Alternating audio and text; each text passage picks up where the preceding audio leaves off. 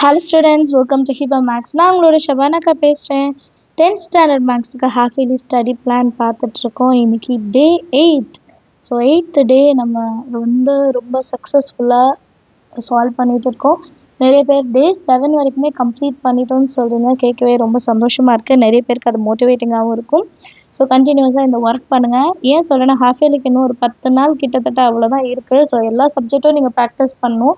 அதில் மேக்ஸும் நம்ம பண்ணணுன்றம்போது கொஞ்சம் நமக்கு கஷ்டமாக இருக்கிற மாதிரி தான் இருக்கும். பட் நீங்கள் உங்களோட அந்த கான்ஃபிடென்ஸை லூஸ் பண்ணிடாதீங்க.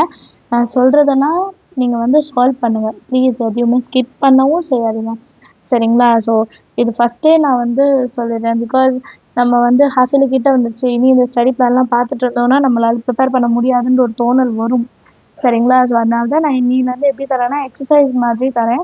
ஸோ தட் நீங்கள் அதை மார்க் பண்ணி வச்சுடுங்க. இதெல்லாம் இம்பார்ட்டன்ட்னு மார்க் பண்ணிவிடுங்க. நிறைய பேர் அதான் கேட்குறாங்க, இம்பார்ட்டன்ட்னு மார்க் பண்ணி வச்சுடுங்க.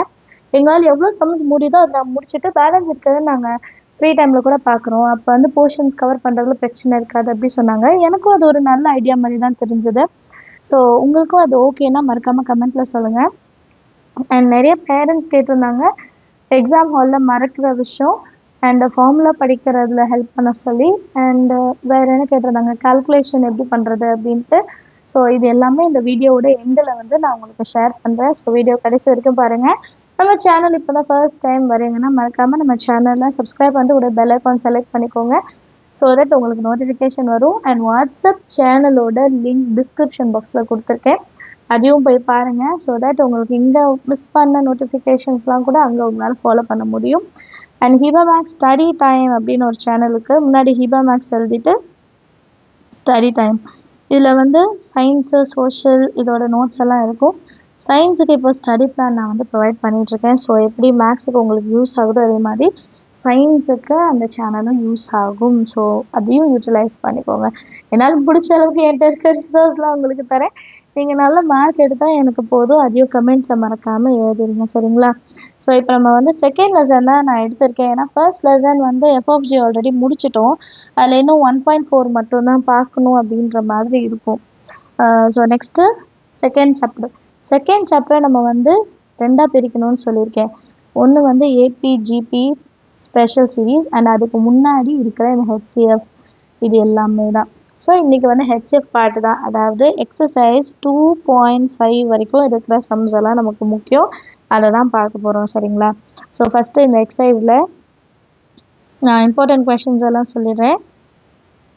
4th கொஷின், இது எக்ஸசைஸ் 2.1. எக்ஸசைஸ் 2.1ல் வரக்கூடிய கொஷின்ஸ் எல்லாம் சொல்லிடுறேன். 4th கொஷின், 6th கொஷினில் 3rd one, 4th one. Example sums எல்லாமே பார்க்கணும். எக்ஸாம்பிள் சம்மில் இம்பார்ட்டண்ட் அந்த மாதிரிலாம் கிடையாது. எல்லா எக்ஸாம்பிள் சம்மே முக்கியம் தான். இப்போதைக்கு ஹாஃப் இயர்லிக்கு எல்லாமே பார்த்துடுங்க. அதுக்கப்புறம் 8th கொஷின், அதுக்கப்புறமா 10th கொஷின். 10th கொஷின் ரொம்ப சின்னது மாதிரி தான் தெரியும், பட் அது 5 மார்க். அடுத்து எக்ஸசைஸ் 2.2. எக்ஸசைஸ் 2.ல 3rd question, 4th question, 5th question அதிக வாட்டி கேட்டிருக்காங்க. இந்த 5th கொஷின்லாம் ரிப்பீட்டடாக கேட்குற கொஷின்ஸ் தான், சரிங்களா? அதே மாதிரி 4th கொஷின். அதனால் இது ரெண்டத்தையும் கவனமாக பார்த்துக்கோங்க.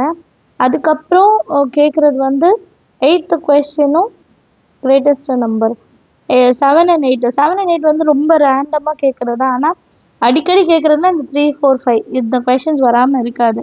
ஸோ கண்டிப்பாக இதை பார்த்து வச்சுக்கோங்க. பேலன்ஸ் இருக்கிறது எல்லாமே 2 மார்க்கு முக்கியமாக பார்க்கணும்.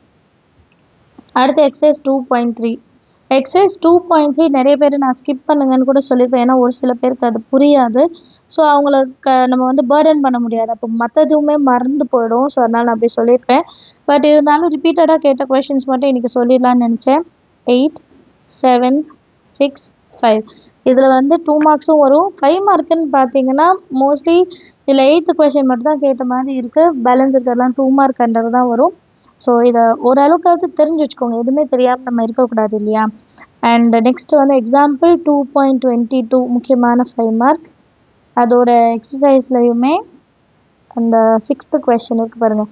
6th question, 5th question, 4th question, இது 3 5 மார்க். பேலன்ஸ் இருக்கிறதுலாம் 2 மார்க். அண்ட் இந்த எக்ஸசைஸ்லேருந்து கண்டிப்பாக கொஷின்ஸ் வரும். எப்படி நம்ம அல்ஜிப்ராவில் ஸ்கொயர் ரூட் சம் சொல்கிறோமோ அதே மாதிரி செகண்ட் சாப்டரில் இது கண்டிப்பாக வரும். ஸோ கவனமாக பார்த்துக்கோங்க. இதுதான் வந்து ஏபிஜிபி இல்லாமல் இருக்கிற ஒரு போர்ஷன்ஸ்.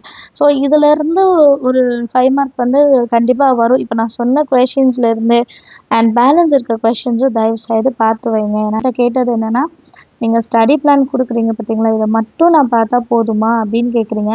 இந்த ஸ்டடி பிளான் வந்து ஒரு 70% உங்களுக்கு ஹெல்ப் பண்ணிடும். 70% அது நான் வந்து கரெக்டாக சொல்லிடலாம். பட் பேலன்ஸ் இருக்க அந்த 30% 90+ எடுக்கணும், சென்டம் எடுக்கணும்னு நினைக்கிறவங்க ஃபஸ்ட்டு இந்த இம்பார்ட்டன்ட் சம்ஸ் எல்லாம் கவர் பண்ணிவிட்டு பேலன்ஸ் இருக்கிற சம்ஸையும் கம்ப்ளீட் பண்ணணும்.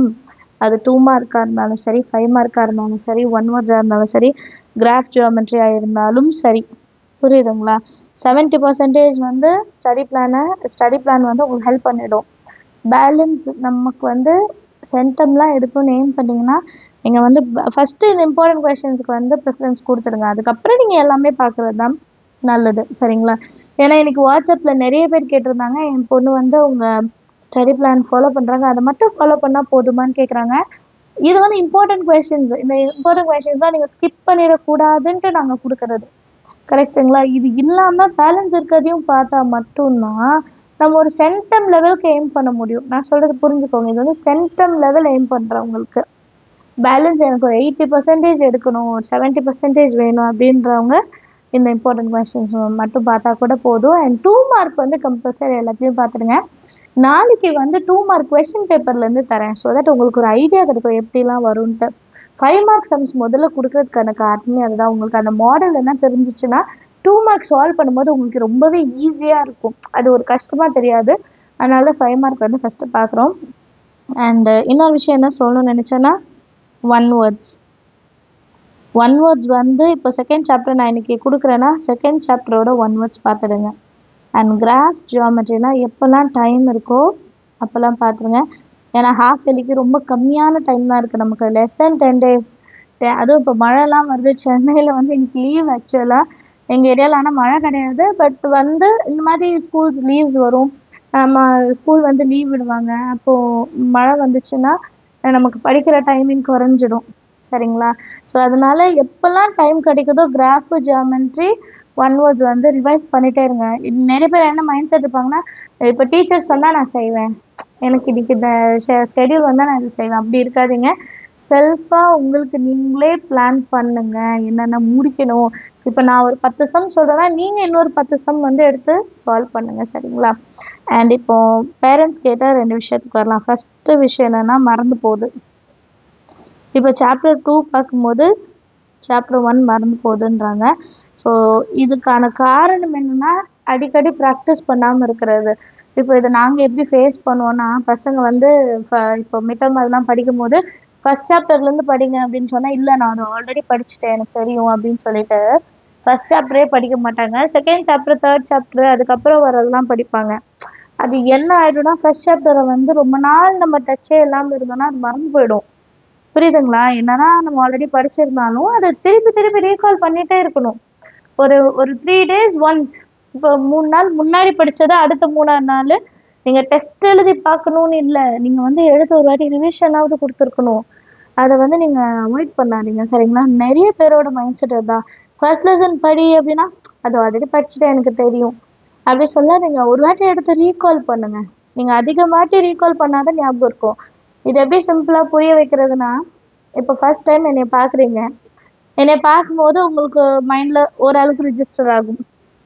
திருப்பி என்னை இன்னொரு இடத்துல பார்க்குறீங்க, இவங்களை எங்கேயோ பார்த்த மாதிரி ஞாபகம் இருக்கேன்னு தோணும். 3ஆவது வாட்டி பார்க்குறீங்க, நான் இன்ட்ரோ கொடுக்குறேன், இப்படி என் பேர் ஷபானா அப்படின்னு சொல்கிறேன். அப்போ உங்களுக்கு கொஞ்சம் ஞாபகத்தில் வரும். அடுத்த வாட்டி பார்க்கும்போது நீங்களே சொல்வீங்க, நீங்கள் ஷபானா தானே, உங்களை நான் ஆல்ரெடி பார்த்துருக்கேனே அப்படின்னு சொல்லிட்டு. ஒரு சில பேருக்கு டக்குன்னு ஞாபகம் வந்துடும். ஒரு சில பேருக்கு அடிக்கடி பார்க்கும்போது தான் அது மெமரியில் வந்து ஸ்டோர் ஆகும். அதே மாதிரி தான் லெசன்ஸும். நீங்கள் ஒரு வாட்டி ப்ராக்டிஸ் பண்ணிவிட்டு நான் எக்ஸாமில் போய் டாப்பர் ஆகணும்னா முடியாத காரியம். அட்லீஸ்ட் ஒரு சம்ஸையும் நம்ம வந்து 4 to 5 டைம்ஸ் ப்ராக்டிஸ் பண்ணியிருக்கணும். அதிக வாட்டி டெஸ்ட் எழுதியிருக்கணும். இதெல்லாம் செஞ்சால் மட்டும்தான் நமக்கு அந்த மறதின்றது வராது. அது வந்து இப்போ மேக்ஸில் மட்டும் கிடையாது, எந்த விஷயமா இருந்தாலுமே சொல்கிறேன். இப்போ சயின்ஸு, சோஷியல் எதுனாலுமே அதிக ப்ராக்டிஸ் அது மட்டும்தான் நம்மளுக்கு ஹெல்ப் பண்ணும். சரிங்களா? ஹாஃப் இயர்லி எக்ஸாம் எல்லாருமே நல்லபடியா அட்டெண்ட் பண்ணுங்க. வேற ஏதாவது டவுட் உங்களுக்கு கேட்கணும் அப்படின்னா மறக்காம கமெண்ட் செக்ஷன்ல எழுதுங்க. நம்ம சேனல் இது வரைக்கும் சப்ஸ்கிரைப் பண்ணலன்னா சப்ஸ்கிரைப் பண்ணிட்டு பெல் ஐகான் செலக்ட் பண்ணிடுங்க. நாளைக்கு டே 9 வீடியோல உங்களை பார்க்குறேன். தேங்க்யூ ஸோ மச் ஃபார் வாட்சிங்.